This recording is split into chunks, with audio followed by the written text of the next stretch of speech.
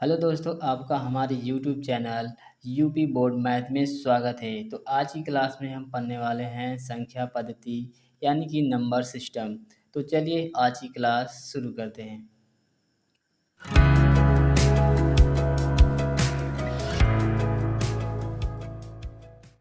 तो सबसे पहले है संख्याओं के प्रकार यानी काइंड्स ऑफ नंबर्स।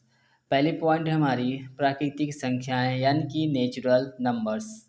ये हमारी गिनती में उपयोग की जाने वाली सभी संख्याएं प्राकृतिक संख्या कहलाती है। जैसे में जो हमारी गिनती में प्रयोग किए जाने वाली सभी क्या होती हैं, सभी संख्याएं गिनती में प्रयोग किए जाने वाली सभी संख्याएं प्राकृतिक संख्या कहलाती हैं। जैसे कि गिनती हमारी शुरू होती है 1 2 3 4 5 6 7, इसी तरह हमारा क्या होगा, आगे बढ़ता चला जाएगा। जैसे में हमारा जाएगा 1 2 3 4 और 5, डैश डैश करते करते इसी तरह ये कहाँ चला जाएगा, इन्फिनाइट यानी अनंत तक चला जाएगा। यानी ये सब कितने हो जाएंगे, प्राकृतिक संख्याएं। आइए देखते हैं दूसरी पॉइंट है हमारी पूर्ण संख्याएं यानी कि ओल नंबर्स। कह रहा है 0 से अनंत तक की सभी धनात्मक यानी प्लस प्राकृतिक संख्याएं पूर्ण संख्या कहलाती हैं। इसमें क्या कह रहा है, ये तो हमारा क्या था, जो गिनती से शुरू होने वाली यानी 1 2 3 4 5, इसमें कह रहा है 0 से अनंत तक जाएगी। तो इसे हम ये भी कह सकते हैं, वह संख्या जो 0 से शुरू होती है और अनंत तक जाती है वह पूर्ण संख्या कहलाती है। ऐसे भी कह सकते हैं हम इसे। अब ये कहाँ शुरू होगी, हमारी 0 से। जैसे में 0 शुरू होगी 0 1 2 3 और 4 और ये 5 6, इसी तरह डैश डैश करते ये क्या अनंत तक जाएगी, इन्फिनाइट यानी कि अनंत तक। आइए देखते हैं हम इसकी तीसरी पॉइंट। तो आइए दोस्तों हम देख लेते हैं तीसरी पॉइंट यानी कि सम संख्याएं, जिसे कहते हैं इवन नंबर्स। ऐसी प्राकृतिक संख्या जो 2 से पूर्णतः विभाजित हो जाती है उन्हें सम संख्या कहते हैं।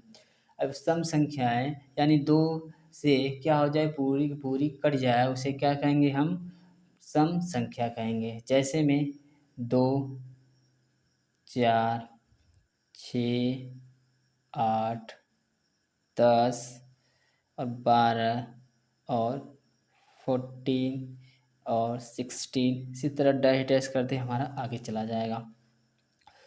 तो ये होगा ये हमारी सम संख्याएं। आइए अगली पॉइंट देखते हैं हम, विषम संख्याएं। विषम संख्या किसे कहते हैं, है हमारी 4 है विषम संख्याएं यानी कि ओड नंबर्स।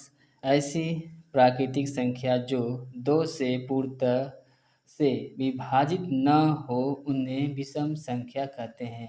यानी कि हम ऐसे भी कर सकते हैं, ऐसी संख्या जो 2 से पूरी की पूरी न कटे उसे क्या कहेंगे, विषम संख्या कहेंगे।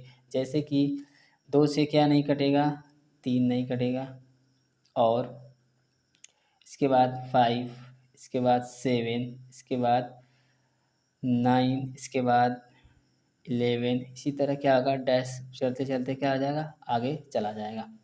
तो आइए अगली पॉइंट देख लेते हैं, हमारी है 5 यानी कि भाज्य संख्याएं। भाज्य संख्याएं किसे कहते हैं, तो आइए देख लेते हैं। 5 पॉइंट है भाज्य संख्या यानी कि कंपोजिट नंबर।